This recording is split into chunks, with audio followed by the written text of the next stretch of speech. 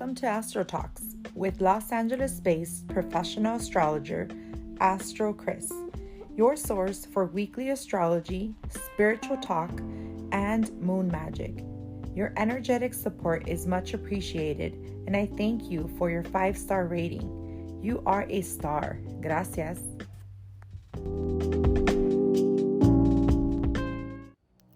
The astrology of the week is super powerful this week.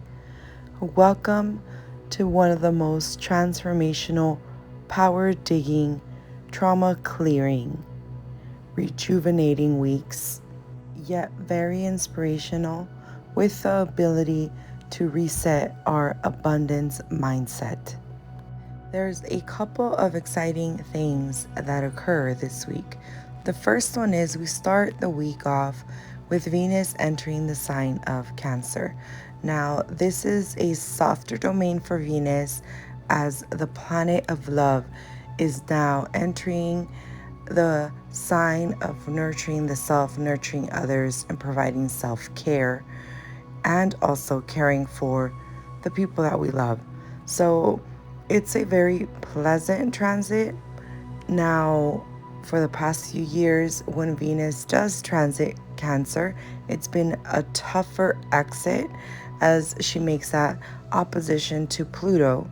But in the beginning stages of this transit, it's actually quite pleasant. Venus also forms a square to the moon hours after she enters the sign of Cancer, and she then applies a square to Jupiter, which squares between Venus and Jupiter I feel are quite pleasant, as these two are the benefic planets in the chart. It's actually quite pleasant to get an exaggerated or an excess of abundance. Now, themes around lack can also come up, but typically it's just a little bit more of an over enjoyment of life. Instead of eating one piece of cake, you might eat 3. So just watch out for overindulgence, because sometimes we do have to watch what we eat. The transit of Venus in Cancer is also very emotional, as there is a lot of other water emphasis coming from the Pisces waters. We're going to have Neptune eventually forming a trine with Venus, but just when Venus enters the sign of Cancer, Neptune is forming a trine with the Sun and has separated with a trine with Mercury. So the signature of the Ingress chart, where Venus goes into the sign of Cancer, shows how there's going to be more water, emotional connections, deep diving in influence. And we do have Pluto on the other end at 27 degrees in Capricorn, forming an opposition to the Sun, perfecting an opposition to Mercury this week at the beginning of the week, which then intensify these watery emotions connecting to the inner feelings inside, and also potentially triggering some things to purge. Anytime Pluto is involved, he is urging for us to transform, as what he brings is deep within the psyche, activates the mind, so we can bring subconscious thoughts into consciousness and evolve and ultimately set our souls free. Now, this type of freedom is very powerful, and this is why this week the power dynamics are extremely strong, and it's more of a signature of we start with power and transformation, and we end up with an abundance mindset. So this is one of those weeks that can show you the potential of how healing from within can really change your life. I've said this once, and I'll continue to say this.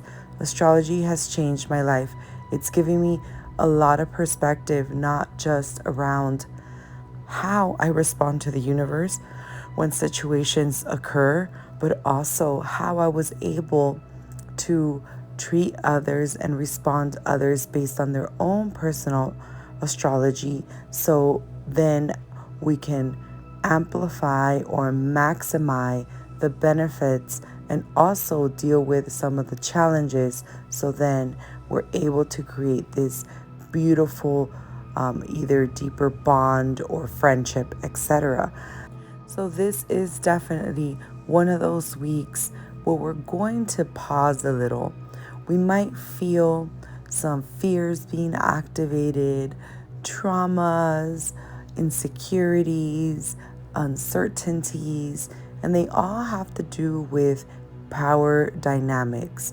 Pluto's trying to have you remember those subconscious memories, thoughts, programs, and have you remember by bringing them into consciousness, so then you can decide, yes, this is something that I'm okay with living with, or no, I no longer want this stored in my subconscious. Let's change this. Now, it starts off with an opposition to Mercury, and Mercury is stimulating the mind. And since Mercury is digging deep in the waters of Cancer, this is past life karmas, this is ancestral karmas, this is connections to the family line, and then it's in opposition to Pluto. You can actually get a lot of information through dream work or even get prophetic dreams without you starting the dream work process. What I recommend this week is grab your journal right before you go to bed.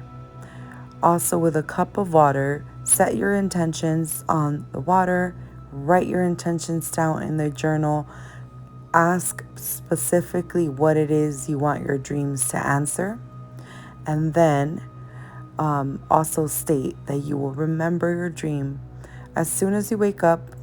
Even if you don't remember your dream, just write how you felt, how you feel as you're waking up.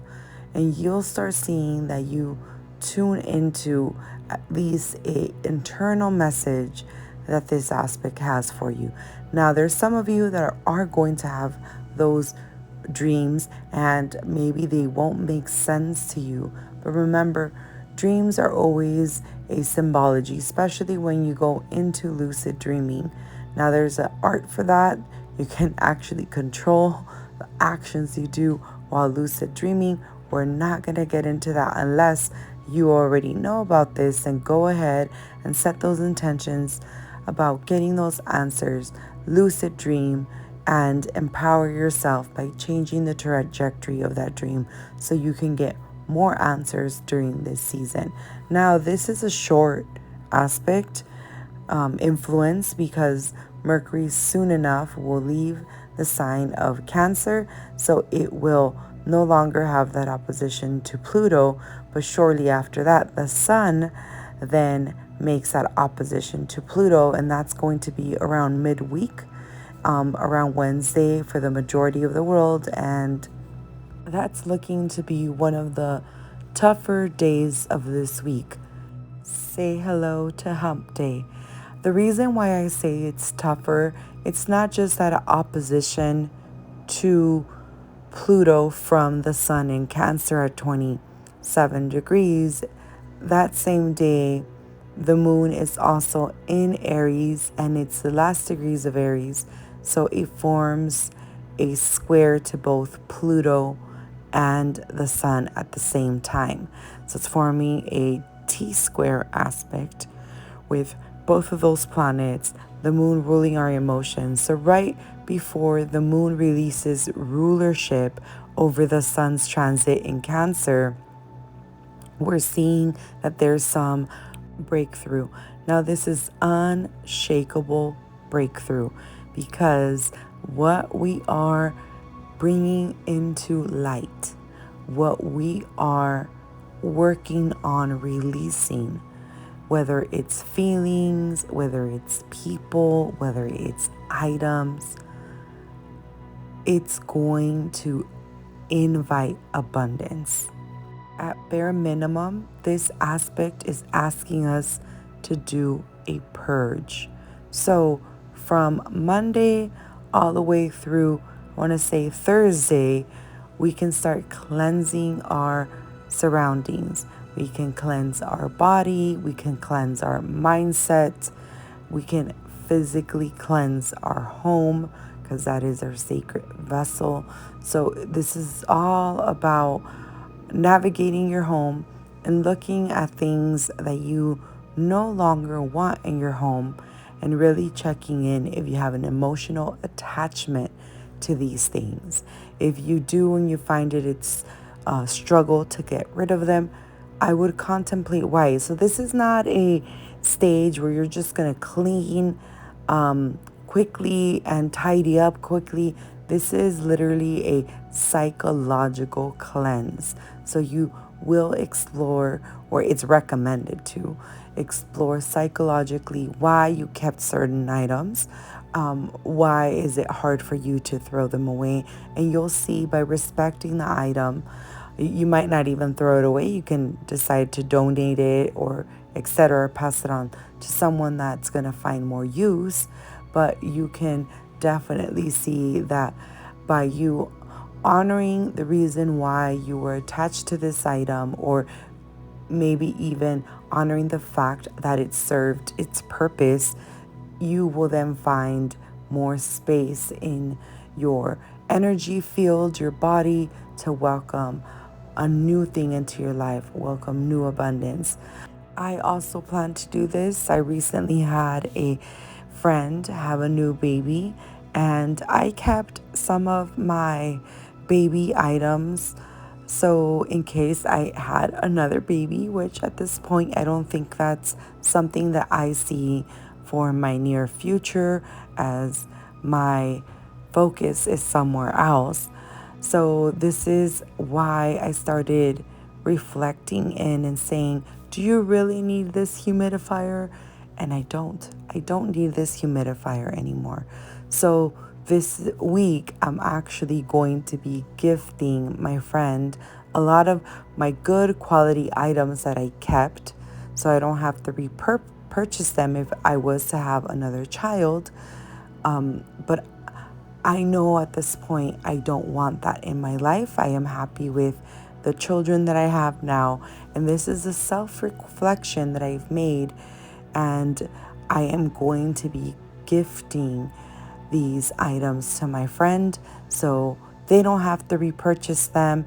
And they also serve a purpose for her new child, and all the way around, we all transform and also relieve some things. Now, what was the emotional attachment to that? Well, the emotional attachment first was there was a possibility of me wanting to have another child. So I was emotionally attached to that idea that maybe eventually I'll get pregnant and have another child and we'll have another baby in the house, which would require all these gadgets that I saved ever so carefully and neatly. But as my children got older, I got older, I realized that that is not something that I would really want to invite in my life, even though I would love a child and I love children. It's not something I would do purposefully. So I explored that and came to peace that I'm okay with not having another child, and these items will serve someone else the same way they could have served my child.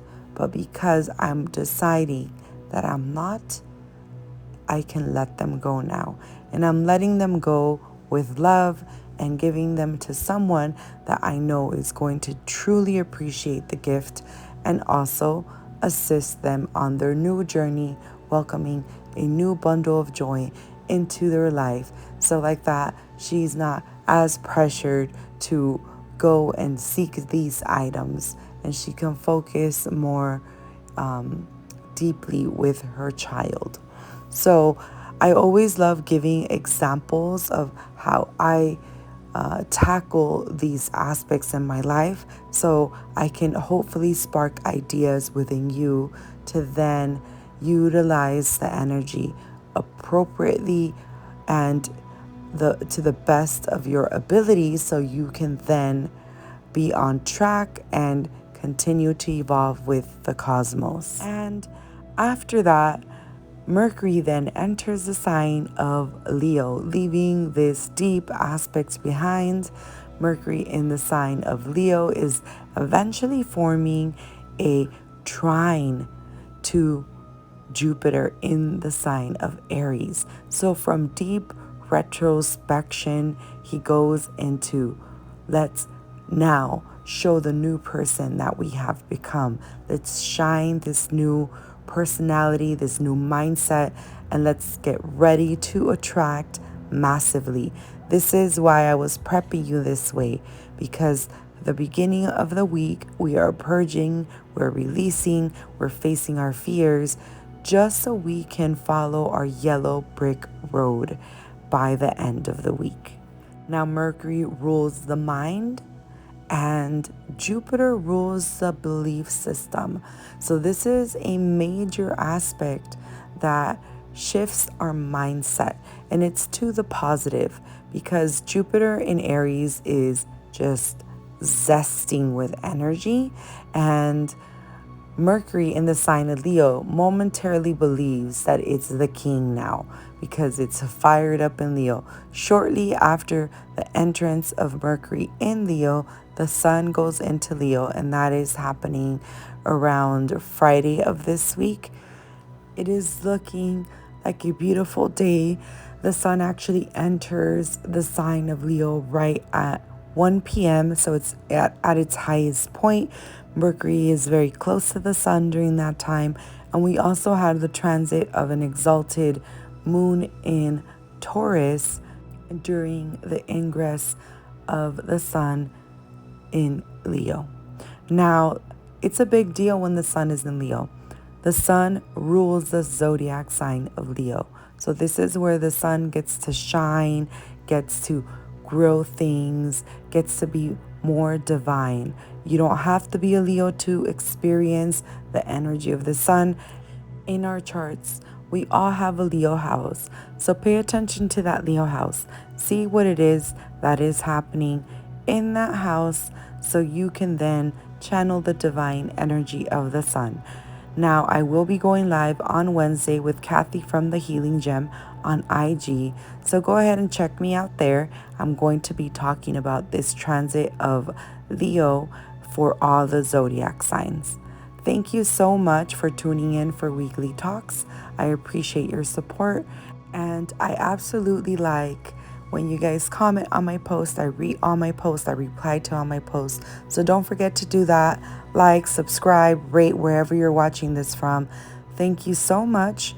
Have a beautiful, lovely week exploring, going within, and remember, it's all about changing your mindset to accept the abundance that the universe is unpacking for you this week. Love and light. We'll catch up later. See you all next week.